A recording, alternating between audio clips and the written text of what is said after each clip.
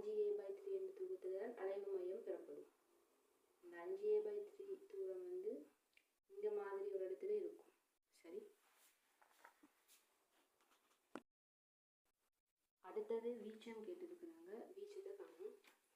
வீச்சம் என்று சொல்றது வந்து வீச்சத்துக்கான சமன்பாடு, வீச்சத்தையும் வேகத்தையும் தொடர்படுத்தி வீச்சத்தை காண்றதுக்கான சமன்பாடு தான் இது. இதுதான் சமன்பாடு. இப்போ நாங்கள் இந்த சமன்பாட்டில் இது தெரியும், வீச்ச புள்ளியில வந்து வேகம் வந்து 0, வீச்சத்துல வேகம் 0 என்று தெரியும்.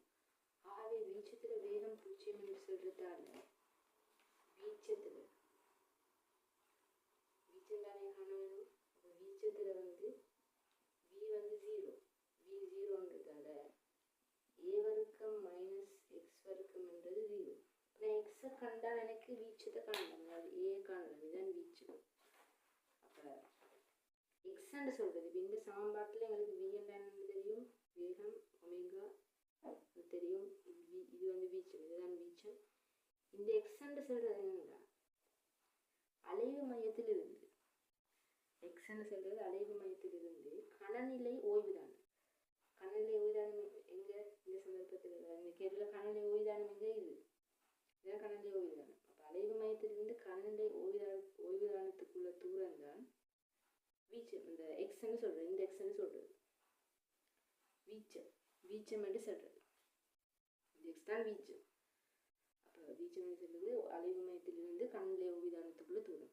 இந்த எக்ஸ் தானே வீச்சம்.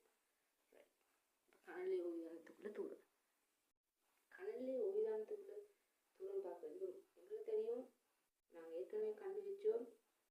அதாவது அலைவு மையத்துக்கான தூரம் 5a/3 என்று, 5a/3. மொத்த தூரம் வந்து 3a. சரி, எக்ஸ் எப்படி வரும், இந்த தூரம் எப்படி வரும் என்றால் எக்ஸ் வந்து 3a. இப்போ கணநிலை ஓய்விலிருந்து கணநிலை ஓய்வுதானத்துக்குள்ள தூரம் 3a. அதிலிருந்து அலைவு மையத்தை கழிக்கணும்.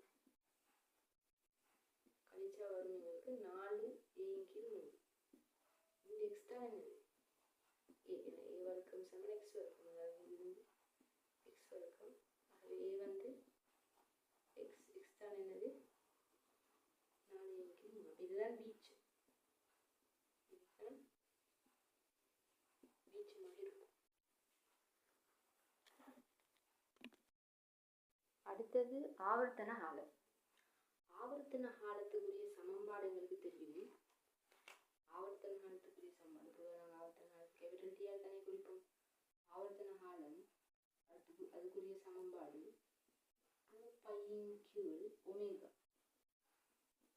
சரி, 2π ஒமேகா என்று சொன்னால் நாங்கள் ஏற்கனவே கண்டு வச்சுக்கோம்.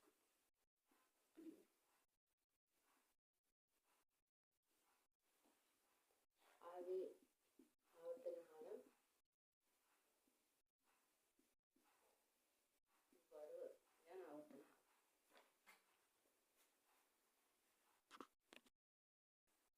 இப்ப சூத்திரம், இந்த சூத்திரத்தை பயன்படுத்தி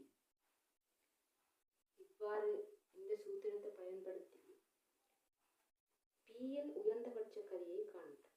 இங்கு சி வீச்சமாகும், மேலே செல்லும் போது பி மட்டுமட்டாக ஓவை அடைகின்றது என காட்டு.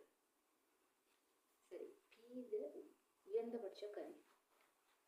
அப்ப இதுதான் கதி, எக்ஸ் டாட் தான் கதி. அப்ப எக்ஸ் டாட் மேக்ஸிமம் ஆகுது, எக்ஸ் டாட் தானே கதி. அப்ப உயர்ந்தபட்ச கதி இருந்தால் எக்ஸ் டாட் மேக்ஸிமம் ஆகும். எக்ஸ் டாட் மேக்ஸிமம் ஆகுது உங்களுக்கு தெரியும், இது மாறாது. ஒமேகா மாறி தானே, ஒமேகா மாறாது. அப்ப எக்ஸ் டாட் மேக்ஸிமம் ஆகணும் என்று சொன்னால் இவ்வளவு தான் மேக்ஸிமம் ஆகும். இவ்வளவு மேக்ஸிமம் ஆகணும் என்று சொன்னால் இது மினிமம் ஆகும். இது மேக்ஸிமம் ஆகணும்னா என்ன ஆகும், இது மினிமம் ஆகும். எக்ஸ் டாட் மேக்ஸிமம் ஆகணும்னா எக்ஸ் வந்து மினிமம் ஆகும்.